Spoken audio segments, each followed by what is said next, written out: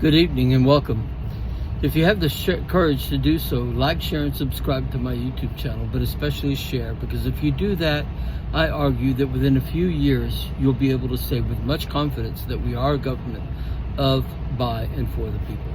And also, visit my webpage, fightfordecency.com. Truth is the power to convict or condemn. When you go to my webpage, you'll see what I mean by that. Having said all that, I want to talk a little bit tonight about how it is that the right and the left are fighting. And by design, they're fighting. That those in power who control the media and control the narrative try their best to make sure that the right is fighting the left. The right in their ideas and the left in their ideas, as if it really mattered. Now, hear me out on this.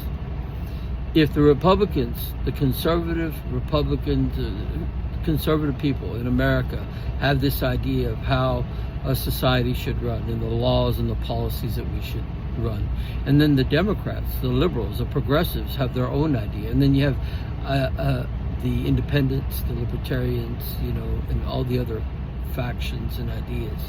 We have, as a society, different ideas of how our government should run, whether we should have big government, little government, right?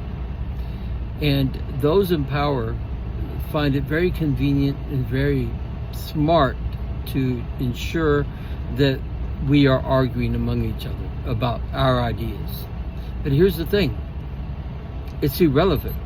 It really doesn't matter, does it? Because at the end of the day, as a Republican or as a liberal or independent, you really don't have a say about who you'd like to represent your best interest, do you? And the reason for this is because those in power, who I call the unholy trinity, bankers, corporations, and oligarchs, with their money have a primary. With their money, they choose who they like, who they know that will represent their interests and their neoliberal ideology, their ideas of how to run a society. Once they get done with their pick, then they turn around and say, now it's your turn to choose. Now you can choose which one. And as it turns out, we go through this cycle where we say to ourselves, the least evil between the two, right?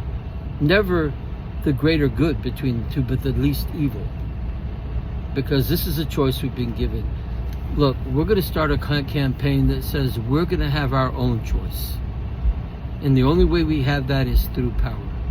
Visit my webpage and help me fight for decency.